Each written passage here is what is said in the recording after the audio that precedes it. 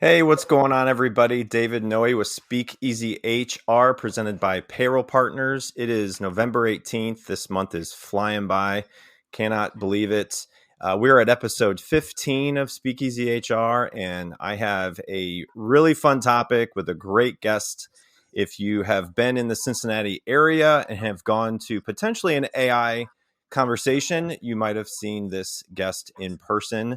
But I have Kendra Ramirez on today, CEO of KR Digital Agency. Welcome, Kendra. Thank you so much, David. I'm very much excited about our conversation today. Yeah, it's gonna be one that I think a lot of people will learn from, and hopefully take what they learn from you and bring it into their jobs within HR and business and everything. So we'll dive into that a little bit. If you are watching live, this is on YouTube and LinkedIn. I have a question that I want people to chime in on, which I don't know where I rank myself yet. I'm probably going to say 5, 6 on this scale. But if you are watching live, go into the chat. Let us know where you're watching from. If you have questions along the way, we will get to them, as many as we can. But on a scale from 1 to 10, where do you rank yourself on AI, artificial intelligence, which we hear more and more about? And like I said, we'll dive into a little bit in a moment with Kendra. So again, this show is live. If you are first time, welcome. If you are a returning guest, welcome back. And every time I have someone on this podcast, I want someone to really bring the topic they're most passionate about right now in their job. And you've done a lot of work in the past. You have really been building bots since 2018. Yeah. You are an advocate for AI. You serve on the Cincinnati AI Catalyst Committee, co-host the Greater Cincinnati region's largest AI meetup. Some of your services, just so people, if they haven't seen you in action in a in-person conference, but your services range from social media, ad management, search engine optimization, video production, branding, email marketing, AI coaching, strategy, and training. You have delivered over 100 talks on AI now, 54 in 2023 and 64 in 2024. So you are globally recognized on LinkedIn's homepage. You're the recipient of the Women of Influence Award, the John Barrett Entrepreneur Vision Award, and the Cincy Chick Woman of the Year, and STEM influencer. You're a best-selling author of Marketing Fusion and Micro Shift. Kendra, you share insights on leveraging digital technologies and the importance of understanding our mindset. So you've been doing this for a while, and I cannot wait to hear how you got into this kind of work too. So we've got one from, looks like Kim says, I've done little to no work with AI online from Ohio between Cleveland and Akron. So welcome, Kim. Thanks for joining us. So again, if you are watching live, just let us know where you're watching from. And like I said, the question I posed to everybody watching on a scale from 1 to 10, with 10 being expert, where do you rank yourself on AI? So was there anything I missed on your intro that you wanted to add, Kendra? No, you crushed it. Thank you so much. Thank you. I can tell you did your research, so I really appreciate that. I went into ChatGPT and I asked, what are good questions to ask an AI expert? So the ones that I shared with you, I actually kind of generated on my own, but also I need a little help to get some good questions together. So good. Anyway, we are going to play the world famous envelope icebreaker game coming up, and kind of hear about your the start of working with AI. So we'll get to that. But again, if you are watching, Kim gave herself a 1 out of 10. So thanks for being honest, Kim.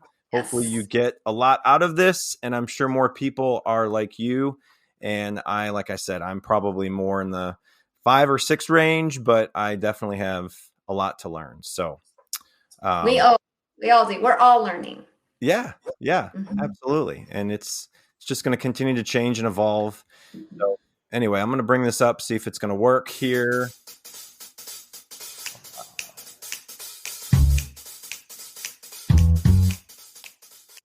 All right, so the envelope icebreaker game, if you have not watched this before, I have 15 envelopes.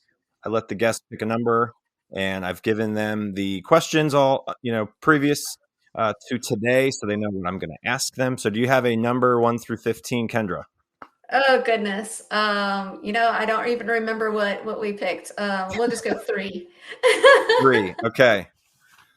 Number 3, just so everyone sees, number 3. So I'm not picking another envelope. It is 3, and this one is: what was your first job that you earned a paycheck with taxes deducted? Ooh, I like it. I like it. Gosh, my first job with taxes. I um I worked in high school, so I had a paid co-op and internship in high Okay. school. Okay. And it was really fantastic because I actually worked for an eye doctor. So I was the one that did the little pre-exam and the Yeah. glaucoma testing and then helped you Yeah. pick out your frames afterwards. And so yeah, it was in high school. It was my first like Okay. official taxes check. And you were probably like, where did all my money go? But Yeah, yeah. it's Oh, like a lot of people. definitely. Yeah. Yeah. All right. You I want to do love that one? question. You want to do one more? One more, not 3. Okay. All right, sure. 1 through 15. Seven. 7. All right. Number 7 it is. Let's see what's in here. All right. When you were in grade school, what did you want to be when you grew up? Oh, so this is so ironic. I literally was just talking about this the other day. Yeah. So growing up, I played school at home. I had a chalkboard. I would ask the teachers for like if they had any leftover worksheets that I could take home and use with my class, which was just imaginary. And so I would play school for hours. And so it's so fun that I do training for a living and speaking for a living now. So like I got to play out that childhood dream. I didn't know that that was a career back then. The only thing I knew was a teacher. Yeah. And now I get to teach in companies and corporations around the country. Yeah. No, that's awesome. That's awesome. So, um, like I said, the chat is open. It is live. If you are watching on YouTube or LinkedIn, my question to you, audience, on a scale from 1 to 10, with 10 being expert, where do you rank yourself on AI? We had another one come in. Heather, I've started using AI with my consulting and coaching clients, but have so much to learn online from Cincinnati. So thank you, Heather, for joining us.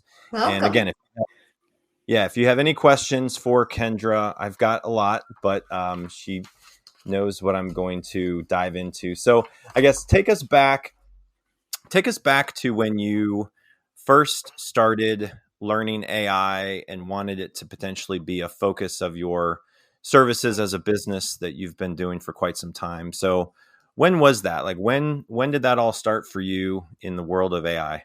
Yeah.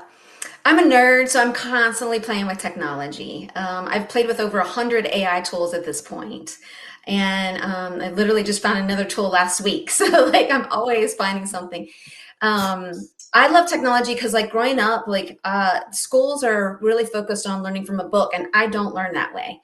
I Yeah. learned so the early days of the very first computer I ever got my hands on, my brain just clicked. I was like, I understand this. Like, so I'm a kinetic learner. And so, I had a digital agency the last 19 years, just always making sure we knew technologies that were coming out. So in 2018, we were building bots, and I would say the good bots, not the annoying ones, just the ones that would be able to respond, quickly to messages as they were coming in, and which led to us using some other AI tools that were available prior to ChatGPT. Yeah. And so we were educating our clients already on like, hey, these are AI tools you should be considering. And then once ChatGPT came out, for whatever reason, that was a tipping point for our clients when they were like, oh, this is like a real thing now. Like this isn't just Yeah. people dabbling, like it's a real thing. And which led to me doing some training sessions. So it was just an easy evolution of our agency to just expand upon from going from digital into AI. We still do digital, but just making sure that we also are navigating AI and doing that with businesses on their journey. Got it. No, that's interesting. So when was that? So you're talking 2018 is when the very first 2018. time we ever touched Okay. an AI tool in Okay. our company. Yep. Okay. Got it. So has it felt that long, or has it felt longer? Because it just, I mean, Yeah, it just, well, even when I say I've had a digital agency for 19 years, it feels more like 5. yeah, Like it yeah, doesn't feel that long. Like yeah. I must be in this like weird time warp. But yeah, it doesn't feel that long at all. Oh, that's great. Um, so we got another one, Gary. I feel like AI is not telling the tale as to Rhino AM, and my personality is like just my thoughts.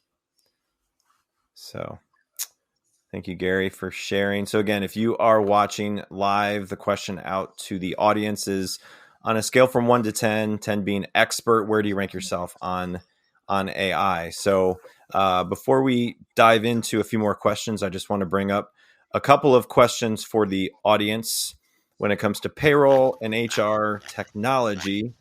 Do you have a porky payroll process? Is your current provider hogging your time or money? Then you need payroll partners. You can visit us for more information at payrollpartners.net.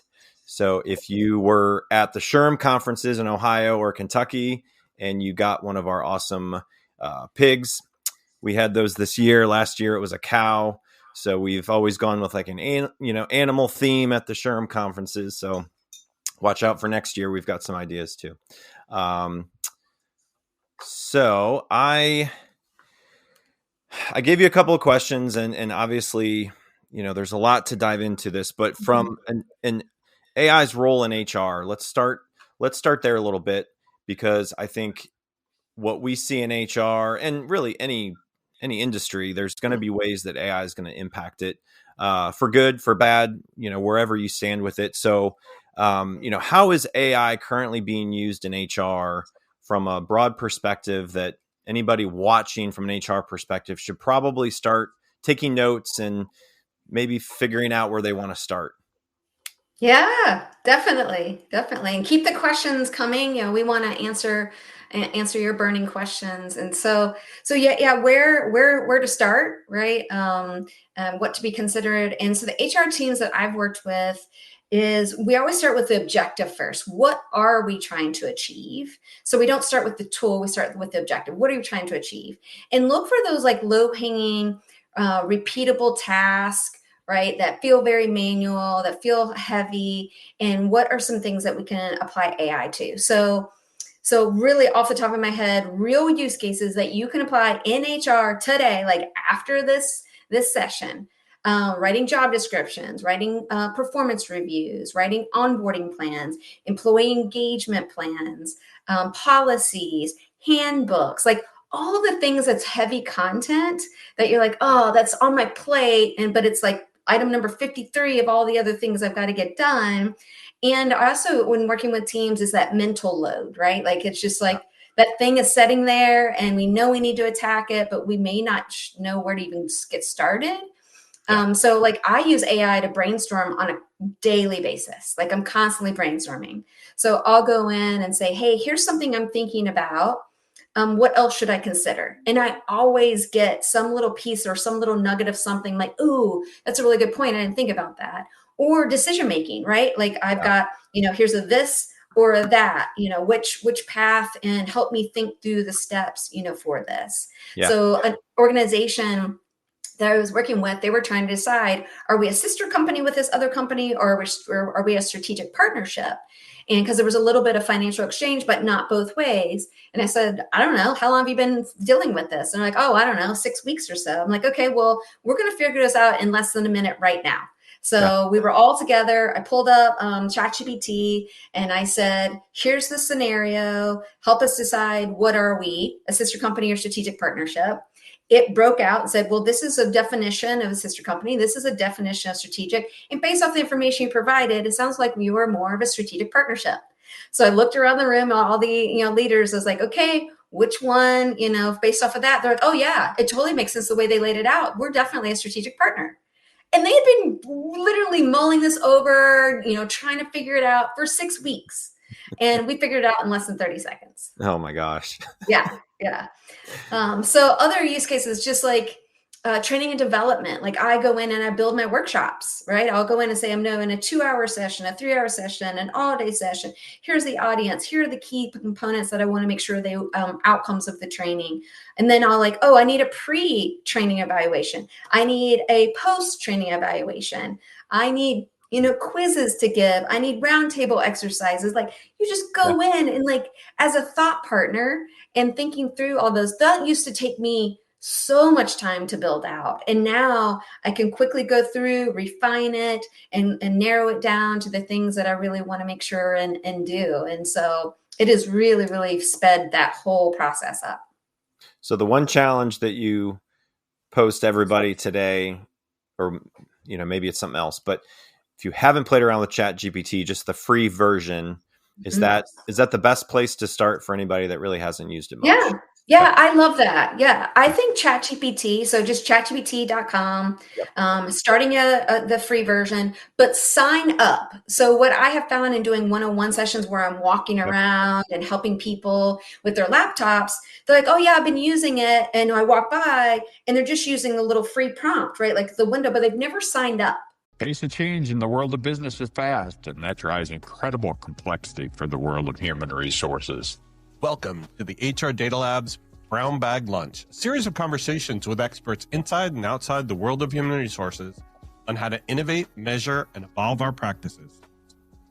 Our goal is to help provide you with practical examples of how HR has to change and to meet in this complex business environment. Every week, we'll talk to new and different voices on all aspects of human resources. And guess what? You get to chat with us live. Live? Live. So they can answer questions or they can ask us questions. They can ask, they can answer, whatever they want. They get to talk with us live. That's awesome. Sometimes we geek out on the data and technology that underlie the processes that drive the world of HR. But the conversations are always insightful and fun. So please enjoy the HR Data Lab's Brown Bag Lunch. Got it. And so then they're frustrated because they're like, well, this thing doesn't know anything about me. I'm like, because you didn't sign up for it. So you can still go in and sign up for it and have your profile, and then it'll start memorizing some things about you and how you tend to like to receive information. So making sure you're doing that. And then also turning on memory, and then in the custom instructions. In the custom instructions in the settings of ChatGPT, when you click on the little round, version of you, click on settings, you can do the custom instructions and then say, who are you? What do you do? Types of content. How should ChatGPT respond when using when you're writing things? Yeah. And so one of my tips is a lot of us don't know our writing style. And so what you want to do is take a couple of pieces of content that you've already written, maybe blogs, emails, just any content you've written, throw it into ChatGPT and say, describe my writing style based off these examples. Yeah. And then it'll spit back a beautiful, succinct paragraph of your writing style. So then I took that writing style and I put that in my custom instructions. So it knows when I go to write something, I want it in approachable tone. I want it in a non-technical tone. I want it in, so those are some things to get it to start writing like you and knowing more about you. Got it. Yeah, that makes sense. Because I have signed up for it, but I haven't gone through everything that you just went through. So anybody that has used ChatGPT, make sure you're signed in. Make sure you go through the instructions. And, if you have to watch this again on demand, I will have this on demand so you can go out to Spotify if you are trying to take notes and you're trying to keep up. But that's really good advice. So how about leaders in HR in thinking about AI?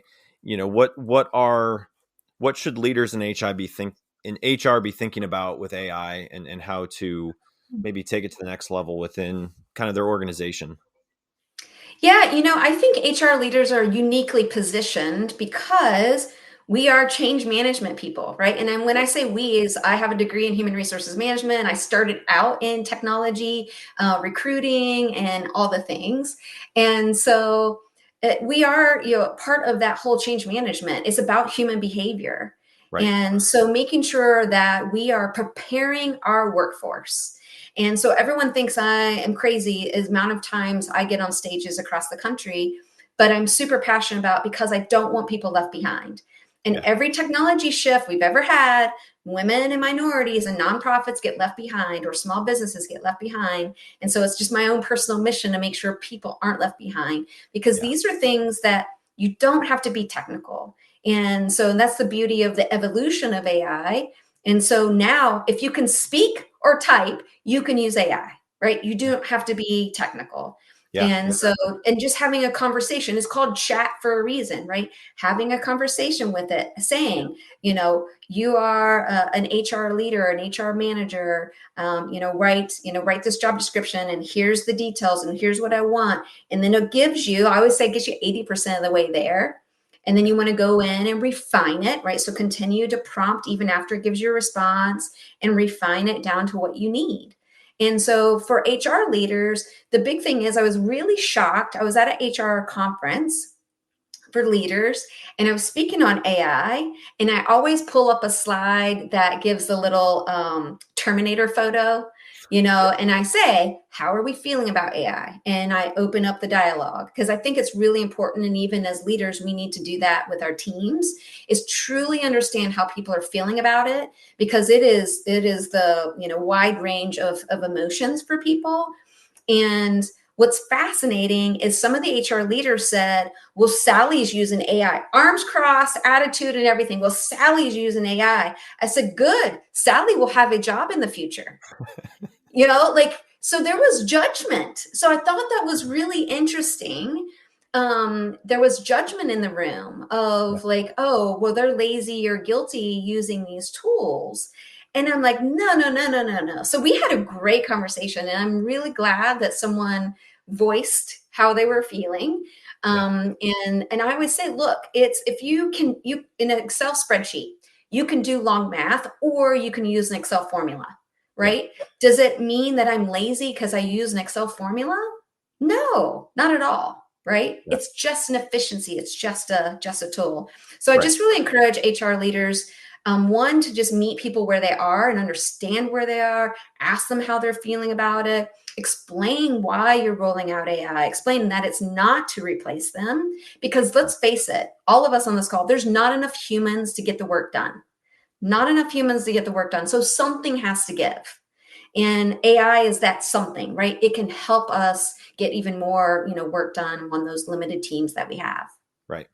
Yeah, there still has to be a human element to some degree, which employees and the experience of an employee and how you use AI, there's obviously people that feel like they're not going to have a job in the future. And I'm sure there will be some industries that will shift and change. So, from an employee experience, how can you use AI when it comes to employee training development programs? Yeah, and I just want to address the job situation. So, 19 years ago when I started digital, we all said the same thing. Oh gosh, where's all the jobs? And what happened?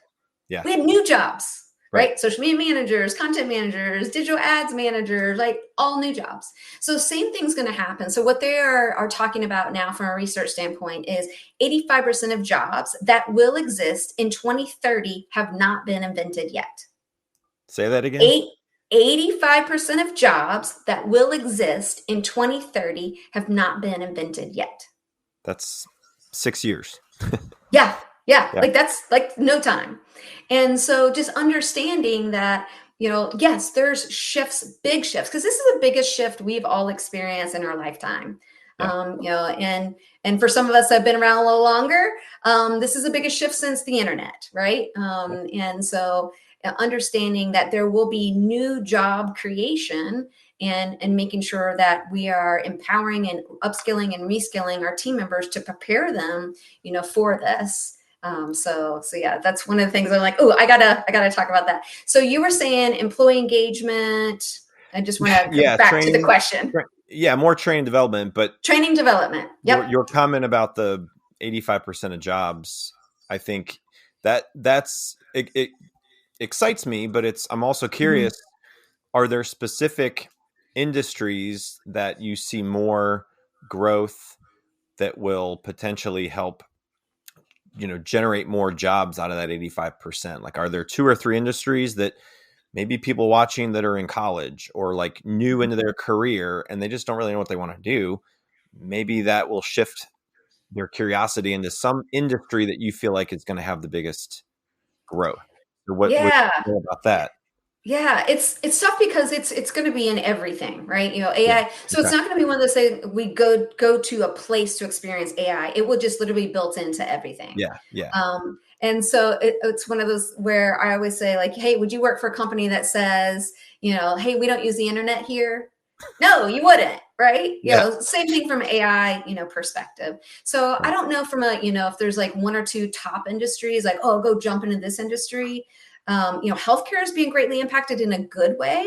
They're Yeah. starting to, I just saw something earlier today where they can now early detect by 10 years early if someone could be pre-diabetic or predisposed in that way. I saw Yeah. something about AI was figuring out, from a Parkinson's, standpoint, early detection there. And so I met a radiologist recently, and he said he used to do 25 patients a day, reading x-rays and identifying things. And he now does 110 patients a day using AI. Wow. Yeah. Jeez. Yeah. And because AI can go through and read, say 80 slides and just say page, slide number 23, a human needs to go look at, there's an anomaly there, there's something there. And he's like, we're humans, we're tired. We get, we may miss something because you're looking at slides all day. And so yeah, I think, there's great opportunities in that space as well, but it really is going to touch everything. Yeah. What about how can AI assist improving workplace wellness initiatives? Yeah. Yeah. So this kind of dives back to the, training and development, piece Yeah. or wellness initiatives. It all is connected. And so going in and you can use ChatGPT, like I was telling you earlier, and build a facilitation plan and say, I need you to build a facilitation plan based off these hours, based off these parameters. Here's a couple of key things that we're going to cover. I need breakout questions. I need kind of the pre-questions coming in afterwards. And then, for wellness initiatives, going in and say, like, hey, here's a couple of wellness initiatives that we are considering. What else should we consider? Or what should we name our wellness, series, going in and play and brainstorm with it. You can put together a wellness plan and say, how do we reduce stress? What are some things we can do? Oh, let's build a quiz for our teams to help identify some areas of things and identify gaps that they may feel our wellness initiatives don't have. Literally the opportunities are endless. And so what I want to encourage everyone is have that AI first mindset. So when I'm kind of stuck on something, I'm not looking to like, oh, who can I talk to? I just Yeah. go to AI and say, can you help me figure this out? Or can you do step by step in this? Or what else should I consider? Or I'm in a visioning session for 2030. Where do we think things are going? And then take the material and then vet with others. Right. So I get a lot of calls of, hey, Kendra, can AI do this? And like, I don't know, let's ask it. Right. Let's ask it. Yeah. Yeah. Oh, geez. And there's some good tools. So Pi.ai is a good one for just empathy, like from a mental health and coaching. Okay. So because we all know employees do not participate in the employee assistance programs. They don't trust them. No. So are there things that you can do? You can also encourage. So you could do a lunch and learn on wellness initiatives and say, all right, let's all pull up ChatGPT and figure out a fitness plan and say, I want to work on my arms, but with something that I can only do around the house and, Yep. something that's only 20 minutes and it'll write you a fitness plan or recipes. Maybe you've got, allergies or you're tired of eating the same things. You can go and say, hey, here's, some of the things that I like. What else could be some other recipes? You can take a picture of your fridge or your pantry and say, what can I make tonight? So like there's just so many really fun things that you can look at all wellness, capabilities Yeah. in all those aspects. And so allowing kind of those personalized plans, like, maybe a lunch and learn around wellness and like, okay, everyone, let's go in and do this together in AI. Because that's one of my tips on AI adoption is get people playing first so they really understand and not be fearful of it. So Yeah. get them, writing kids stories or kids books or bedtime stories with their kids' names in it, or songs or coloring pages, like all the fun things to get them past the fear of using the tools. Yeah.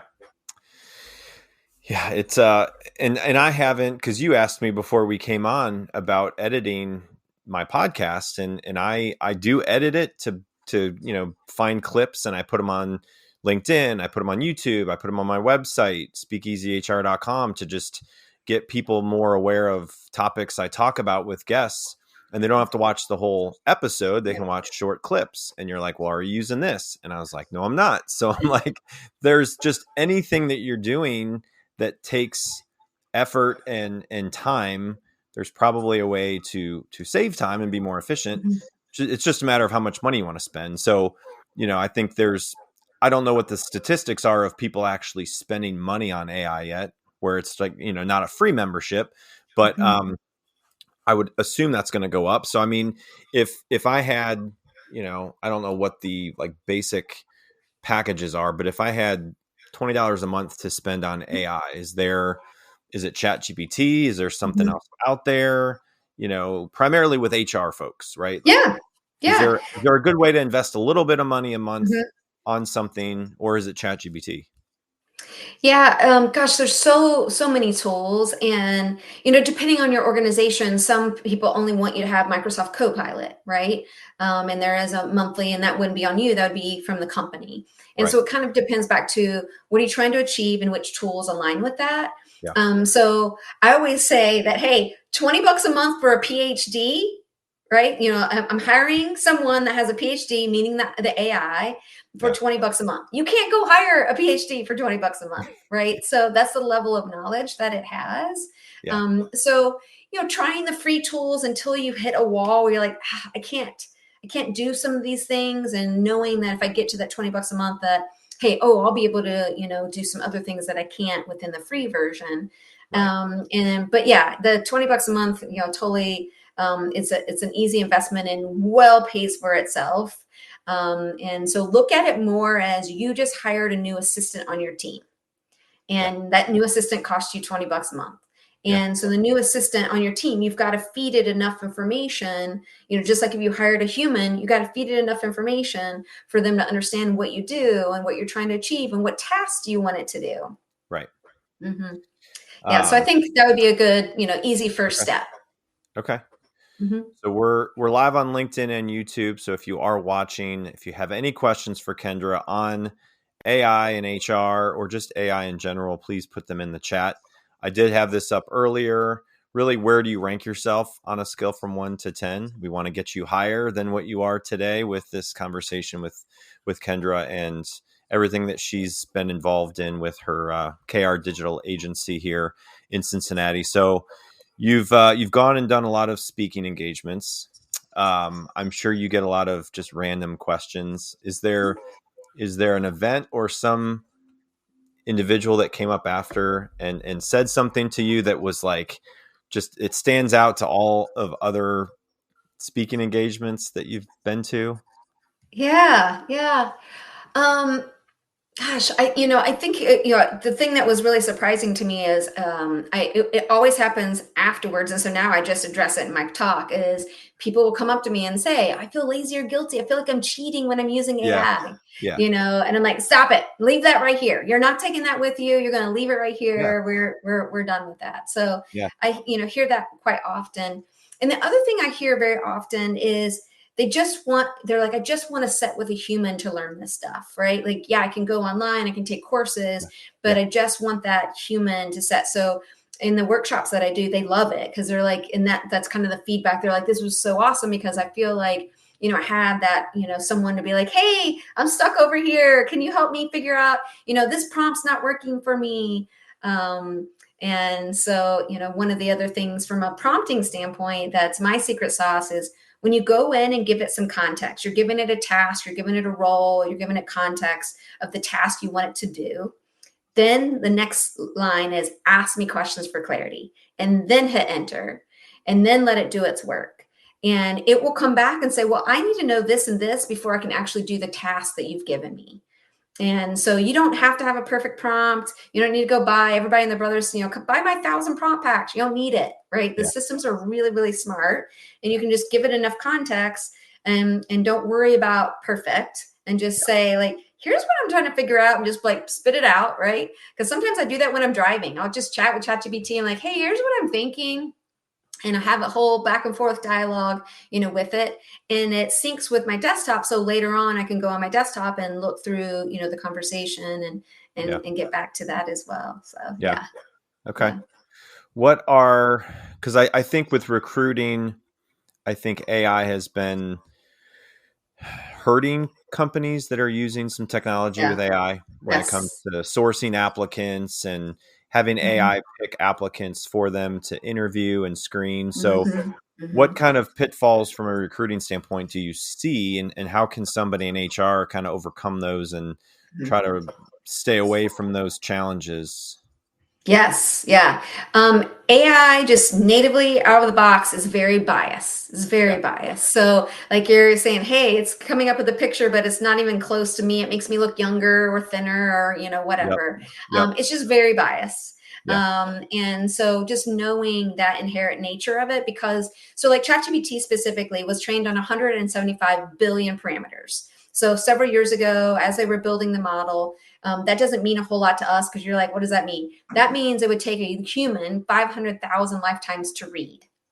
And so back to AI, learn, sees, and do's, right? Learn, see, and do. That's what AI does. So that original model has 10x'd itself already. So the original model, I think of it like Pac-Man. It went and ate everything it could get its hands on, and it ate some not so good things, right? We can't believe everything on the internet. And so that's where, it ate some bias. And so we have to be really careful, because it'll throw out people's names because they weren't John Smith, right? And it'll throw out different things. So being really, really mindful and making sure you're using tools that have guardrails for that. And then the big thing is human in the loop. Yes, you can do some pre-interviews, some pre-tests, some pre-things using AI tools, and then just making sure with human in the loop, you're doing a fact checking, like, hey, these last 10 interviews were all, there was not diversity in there, or, like, let's go back and look at the sample size and see, was there, opportunities there, did the AI, miss it? So I agree. Right now, we need to be very cautious when we're using AI in those recruiting, pieces, and making sure that we're validating the things that it's providing. So I know there's definitely, some good tools out there that we're really trying to narrow that down and help with that. One is like Hire EZ. Okay. They used to be called, I think they were like Hire Actual or something, and they just renamed themselves Hire EZ. And then I know like Jazz HR, which is, just a more small, affordable, HR system. They've got some things, in place. So some of the tools, so I encourage you to go look at your current technology stack and see, is there something that either is on their current AI roadmap or future AI roadmap? Instead of getting another tool, look at your current technology stack and see, is there some AI things that I could be using that maybe I just haven't turned on or haven't talked to those vendors about? Yeah, we definitely have it in our technology, and we have an ATS, we have the recruiting, onboarding, benefits, performance management. So we definitely see it. We definitely see it. So we're not having to create it. It's in the system, and it's helping people save time and be more efficient, like you said, with job descriptions and all that, so that you don't have to recreate things that are already out there. So when it comes to performance and talent management, we've talked a little bit about it, but what are the best ways AI can support continuous learning and really help develop employees? Yeah, so it's really fun to like just go through employees and meeting them where they are. And I've taken every assessment nerd known to man. So what I'll go in and say, hey, in the disc, I'm an I, I'm going into a meeting with the C, and I will say, how can I best make sure that I'm providing things that the C needs in this meeting? Yep. Or in Enneagram, I'm a 3 with a wing 2, and I'm going into a meeting with and knowing other people and where they are, and how do I prepare for that? And so really understanding that personalized training. So having employees kind of identify like a gaps, like a skill gap, and say, hey, here's a skill gap. There's an area where I would like to do some training, and just see if there off-the-shelf courses out there that they could take or participate in, or if you're in Ohio, there's Ohio Tech Cred, where maybe your organization doesn't pay for that kind of training, but they can get tech credits through Ohio on that. Every employee can get that as well. So really that personalized learning and understanding where those skill gaps are and where are some of the learning opportunities, and just encouraging them to use AI to advance their learning. So one of the things that was mentioned to me, and this is like mentioned several times, specifically this year, they're like, Kendra, where's the learning if you're just using AI all the time? And I'm like, I learn more now than I have probably the last 12 years. Yeah. Because every time I engage with AI, I'm learning something new or seeing a different perspective or a different side or a different angle that I didn't see before. Right. No, that's a great point about personality assessments, because I've gone through the disc, I don't know how many times in my career, probably 3 or 4. And every single time it's with a different work group of managers or staff. And so when you are going to meetings, I know there are tools that prepare you beforehand, like, hey, you're going into a meeting with this kind of person. But if you don't have a technology platform like that, being able to take that, as long as you know who that person is from a disc perspective, and just throw that in there and have that ready so that you have a better meeting with those people, or a prospect, or I don't know. I think some people put it like in their different profiles, but I don't see it as much, on their email signatures, you don't see it much. Yeah. But if someone has a disc assessment profile, that is great. Or the several other ones that are popular out there, being able to be more prepared for meetings like that. I mean, that's huge. So I didn't even think about that until you said it. I was like, wow. Yeah, I went down a rabbit hole one day, and I was just like, okay, I'm preparing AI training for organization. I'm just curious, how could I make sure and address, like I went through and I was like DISC and strength binders and Colby, and like I just played, like I play. So I was just playing, like, what are something I need to be, mindful of, or different learning styles, right? As I'm preparing a presentation, is there visual, is there kinetic opportunity, is there reading, is there auditory opportunity, right? Like, doing that as well, and meeting people, where they are and how they learn. Back to like, I don't learn from reading a book, so I got to be careful and mindful about how I'm developing training. And making sure that it's an experience to be able to meet different people, where they are. Yeah. Yeah. It's wild where technology's gone. I grew up, I was in grade school, and we'd get like 15 minutes to play around on the World Wide Web. And it was like, it's just one of those things that you're just like, man, the kids growing up now. I mean, I've got kids in, teenage years now, and I'm just like, man, they don't know what it was like when we were growing up. And now, like, they're going to go into a career, and they're going to be using AI, and they're going to be doing this all different. Like you said, just 85% of jobs. I just want to make sure everyone hears this. 85% of jobs have not been created that we'll have in 2030. Yeah. So if you are worried about not having a job in 6 years, hopefully this is making you feel a little bit more optimistic with that kind of statistic, because that's crazy. Yeah, I mean, if you think about it, like, something like, we do SEO. Well, now we're having to make sure that we understand, large language model optimization, right? Because like, even for me, my Google usage is way down. Like, I go to AI and searching AI and how things are coming up in in ChatGPT or Claude or Perplexity or Gemini, any of these tools, can my company be found in those tools, right? So knowing that we not, the decrease in searches in Google because people are shifting into AI, right? So that to me is a whole other job, right? A large language model optimization. So, and there's going to be on and on like new opportunities that we just can't even imagine right now. Going into next year, like I just wrote a whole article last week on AI agents. So like this year's been about AI reasoning, but going into next year is going to be about AI agents.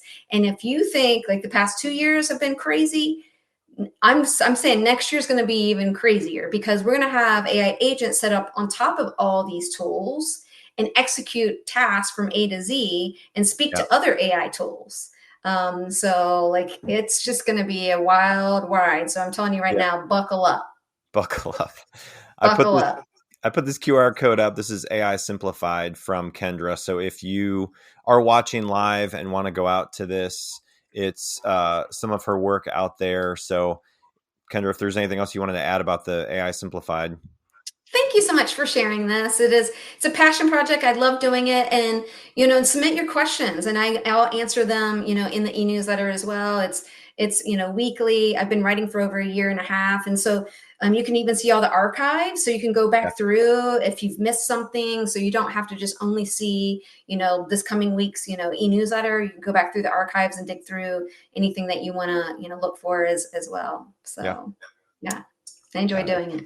Yeah, I was taking a look at it before we jumped on here, and a lot of good information out there.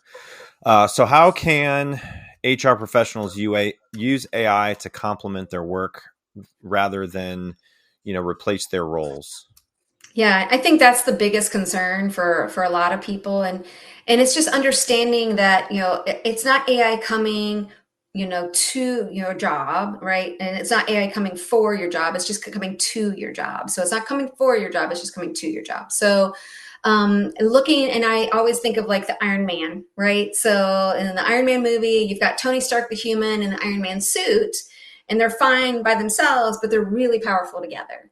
And so the more we can encourage each other to be that human in the loop with AI, and that AI is there to assist us, and the more we're willing to be curious and lean into that, the better opportunities, career path opportunities, having job opportunities in that future when things are making these big shifts. And I also want to encourage just any women out there as well, because 8 in 10 women are being impacted by AI versus 6 in 10 men, because women tend to be in that knowledge worker role. So knowledge worker means we just do laptop work.